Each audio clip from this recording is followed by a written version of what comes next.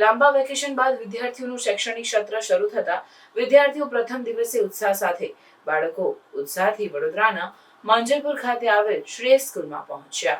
લાંબા વેકેશન બાદ વિદ્યાર્થીઓનું શૈક્ષણિક સત્ર શરૂ થતા વિદ્યાર્થીઓ પ્રથમ દિવસે ઉત્સાહ સાથે પહોંચ્યા અને લાંબા સમય બાદ મિત્રો અને શિક્ષકોને મળ્યા. માંજલપુર વિસ્તારમાં આવેલ શ્રેય સ્કૂલમાં નાના ભૂલકાઓ પ્રવેશ આપવામાં આવ્યો. સ્કૂલોમાં બેલ વાગતા જ વિદ્યાર્થીઓને વર્ગખંડમાં પ્રવેશ આપી પ્રાર્થના શરૂ કરી નવા સત્રનો શુભારંભ શરૂ કરાયો. આજે ગુજરાતની 54,000થી વધુ શાળાઓમાં 35 દિવસનું ઉનાળુ વેકેશન પૂર્ણ થતાની સાથે જ આજથી શૈક્ષણિક સત્રનો પ્રારંભ થયો છે. રાજ્ય શિક્ષણ બોર્ડની સરકારી, ગ્રાન્ટેડ અને ખાનગી શાળાઓમાં 9 જૂનથી શૈક્ષણિક સત્ર શરૂ થતાં જ વેકેશનના માહોલમાંથી બહાર નીકળી અભ્યાસ તરફ વળ્યા છે. સવાર પાડીમાં મોટાભાગે માધ્યમિક અને ઉચ્ચતર માધ્યમિકની સ્કૂલો ચાલશે. માંજલપુર વિસ્તારમાં આવેલ શ્રેય સ્કૂલમાં નવા વર્ષનો પ્રથમ દિવસે મોટી સંખ્યામાં બાળકોની હાજરી જોવા મળી હતી. ઉનાળા વેકેશનની બાદ આજે સૌ પ્રથમ તમામ સેક્શનના વિદ્યાર્થીઓ આજે પ્રથમ દિવસે શાળામાં આવ્યા છે. ફૂલ એટેન્ડન્સ જોવા મળી છે અને તેઓ બહુ જ સિન્સિયરલી અને ડિસિપ્લિન રીતે તેમને ભણવું છે એ રીતે કેમ્પસમાં એન્ટર થયા છે. આખી શાળા તેમના અવાજ અને કિલોલથી જાગૃત થઈ ગયું છે. તમે પણ 8 દિવસની રાહ જોતા હતા, હવે શું કહેશો? હવે નવા સિલેબસ પણ પડ્યા છે, કઈ રીતે હવે આપણે એ કરવાનું? રાજ્ય સરકારના પાઠ્યપુસ્તક મંડળે ઘણા ધોરણના અમુક વિષયોના પાઠ્યપુસ્તક બદલ્યા છે. તો તેના માટે અમે in service teachers training program પણ રાખ્યો છે, જેથી નવા સિલેબસથી તેઓને પહેલાં માહિતગાર કરીએ.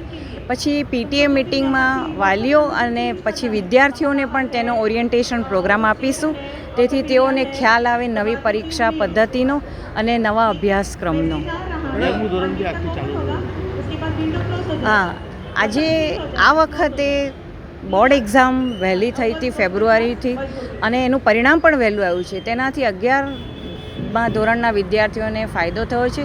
આજથી બીજા વિભાગ જોડે એ 11મું સાયન્સ અને કોમર્સ પણ ચાલુ થઈ ગયું છે. ભાષાઓ પર નવી ભાષાઓ તમે કઈ વાત કરતા હતા?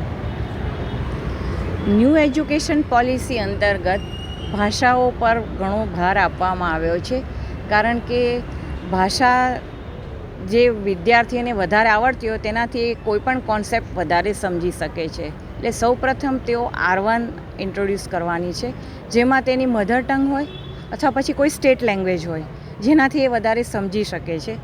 બીજી R2 આવશે, જે અધર ધેન સ્ટેટ લેંગ્વેજ ઓર મધર ટંગ હશે.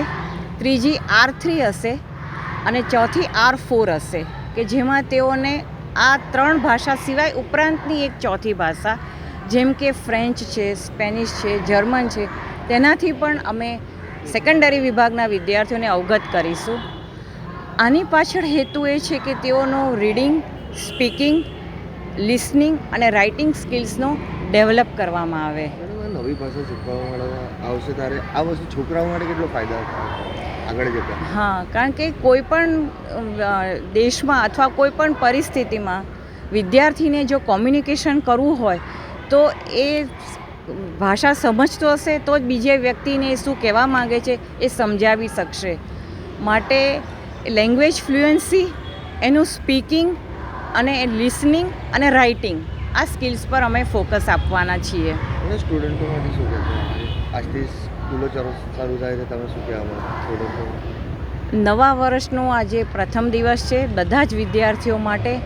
તો શ્રેયસ એજ્યુકેશન ટ્રસ્ટ તરફથી હું તેઓને શુભેચ્છા પાઠવું છું અને અમે તેઓને આશા રાખીએ છીએ કે તેમનું જે આગળ એજ્યુકેશનનું કેરિયર હોય તેમાં તેઓ સારી રીતે પ્રાપ્ત કરી શકે.